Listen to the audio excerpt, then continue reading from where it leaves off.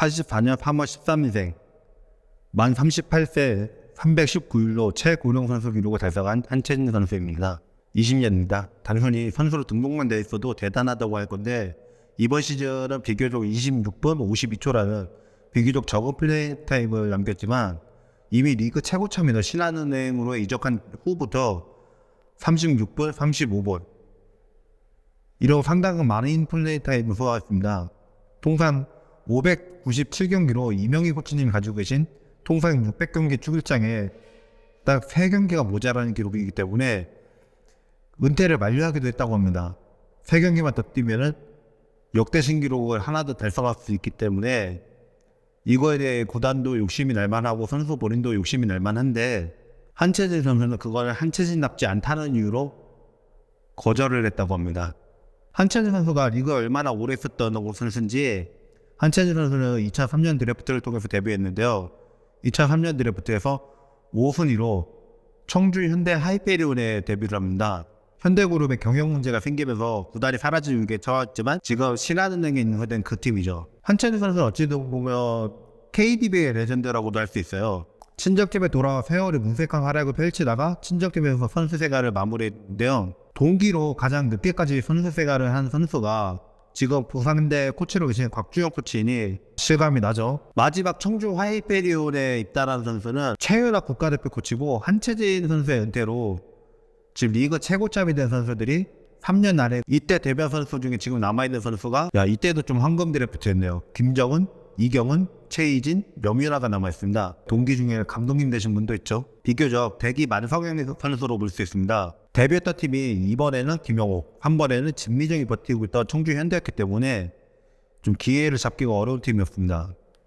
그리고 구단 인수 이후 2008년까지 신한은행에 있으면서 왕조의 시작도 함께하는 선수입니다. 그렇기 때문에 우승 경험도 있지만 그때는 여기 있을 때 제일 많이 뛰었던 시즌이 19경기 동안 11분 38초를 뛴 2006년 겨울 시즌이니까 왕조의 시작한 우승 멤버이긴 하지만 그때는 아직 기회가 적었던 벤치의 자원이었던 거죠. 한채진 선수는 FA를 통해서 이 팀도 무기업이 3번이나 바뀌었죠. 금호생명을 이적을 합니다. 기라성 같던 그 청주현대 신한으로 이어지는 그 팀에서는 기회가 별로 없었지만 금호생명에 가자마자 바로 주전으로 도약을 합니다. 그때 현대가 안 좋았다고 하지만 그 인수 직전에 그 구단이 경영 위기였을 때 그때 안 좋았고 인수 직후에 안 좋았고 말고 앞뒤로는 전혀 그렇지 않은 팀이었거든요.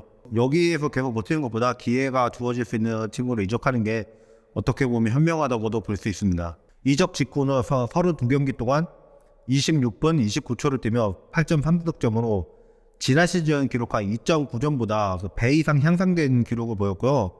그 3점씩 성공률에서도 직전 시즌에 25.4%였던 것이 38%를 기록합니다. 기회를 얻자마자 누적에서도 비율에서도 확연한 향상이 있었습니다.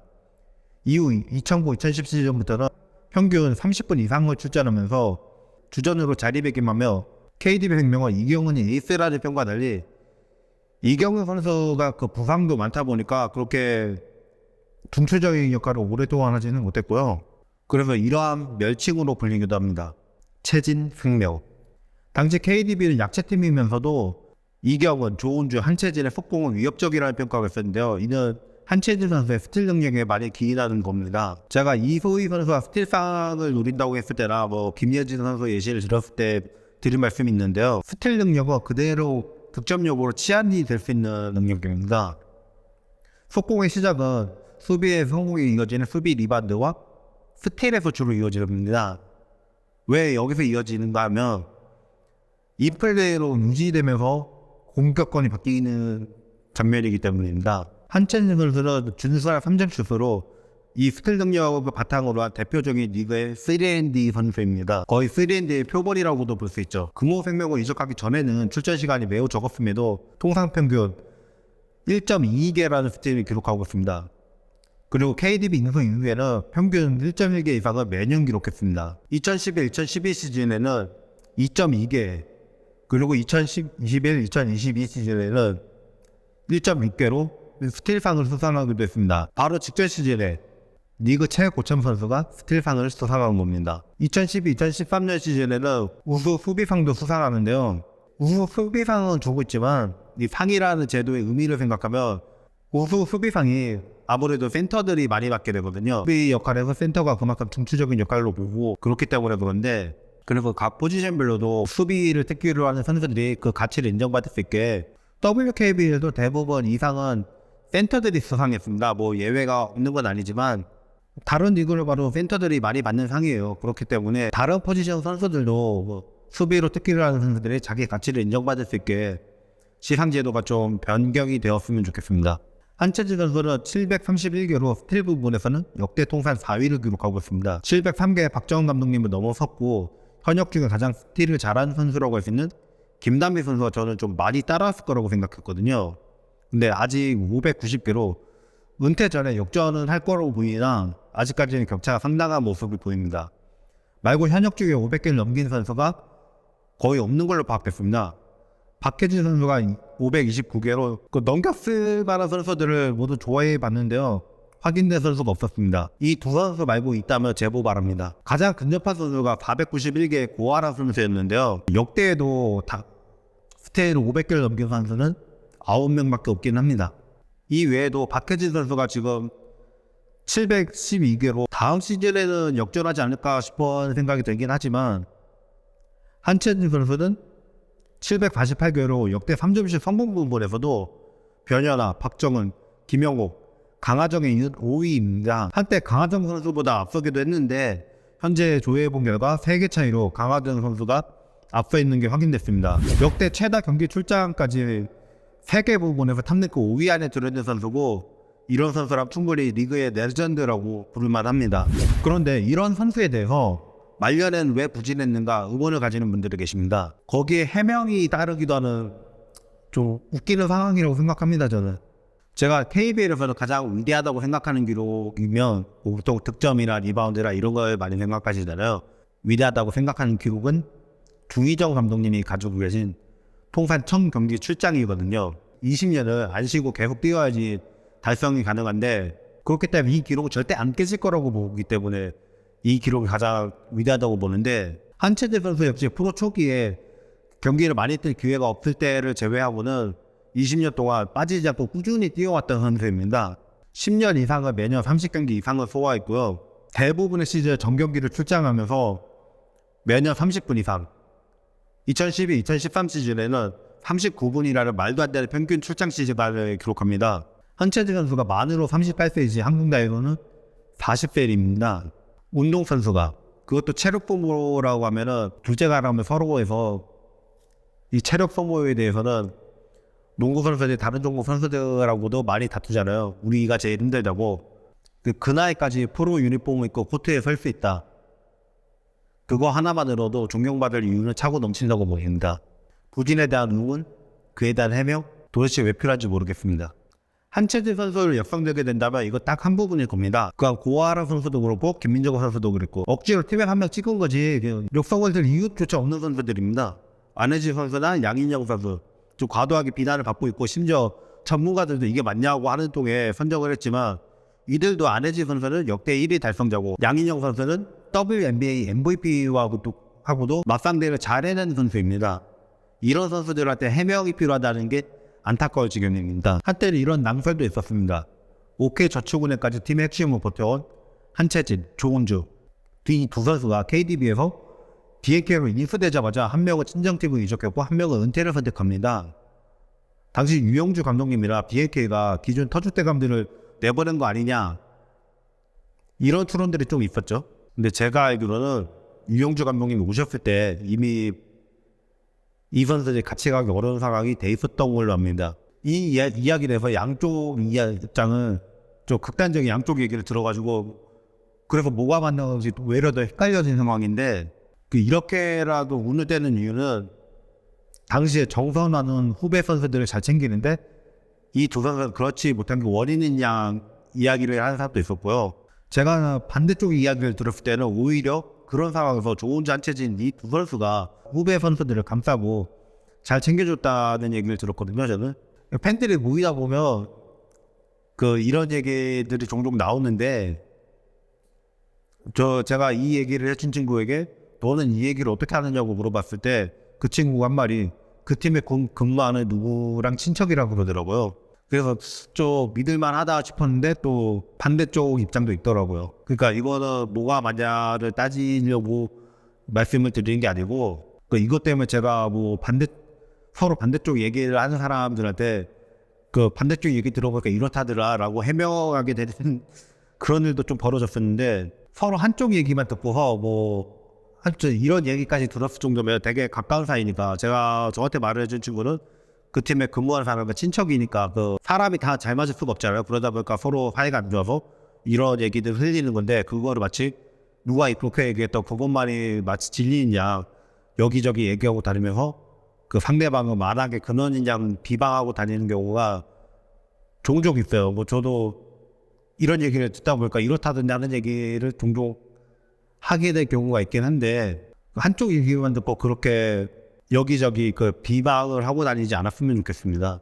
양쪽 얘기를 들어보면 판이하게 달라요. 보통 한채진 선수가 후배 선수들을 못 챙겨서 문제가 있었다 그럴 리가 없다고 보는 게 그 연차도 별로가 나지 않는 김현주 해설위원이 어릴 때부터 채진 엄마라고 부르고 따르던 선수가 한채진 선수입니다. 이 선수가 리더십이나 포용력이 없는 게 문제일 가능성이 없다고 봅니다. 되게 해묵은 얘기라서 이 얘기를 꺼내는 게 맞나, 이 얘기가 오히려 명예의 실추를 초래하지 않을까 이런 걱정을 하기도 했지만 또 그런 오해를 가지고 우리 시대의 전설을 그대로 받아들이지 못하고 떠나보내는 분들이 계실까 하여 이 이야기 우려를 조심스럽게 떼봅니다. 자, 한채진을 보면 농구 선수도 우울할 수가 있다. 그런 경우가 없습니다. 한채진이 특이한 거예요. 한채진 선수가 데뷔한 2003년 드래프트에 23명이나 데뷔했는데요. 2019년에 은퇴한 곽주영 선수가 잠시 복귀를 했을 뿐 그 다음 오래 뛴 선수가 2017년에 은퇴한 양지입니다. 보통 35쯤이면 은퇴를 하는데 이것도 굉장히 리그에 족적을 남길 만큼 대단한 선수가 아니면은 30 넘길 때까지 뛸 수가 없습니다.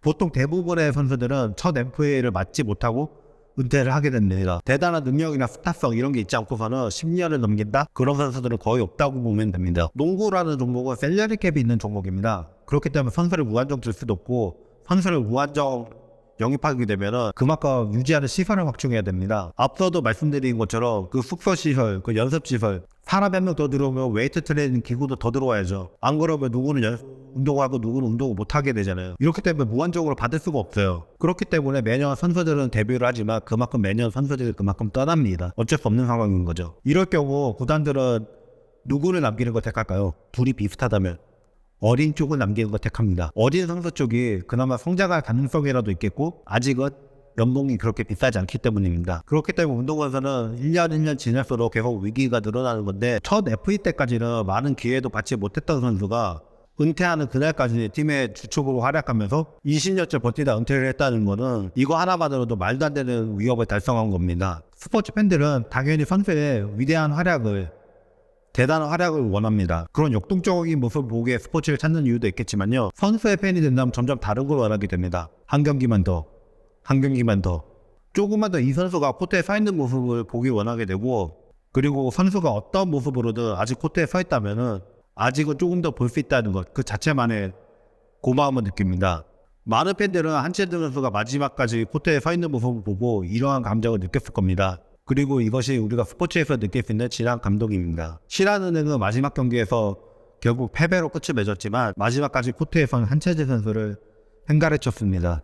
우리에게 진한 감동을 줬던 우리 시대의 전설을 우리도 그렇게 좀 아름답게 떠나버렸으면 합니다. 다음 시즌 인천 개막전에서는 한채진 선수의 은퇴식이 있을 겁니다. 은퇴식을 하는 날은 지지 않는다는 징크스가 있는 팀이니까요.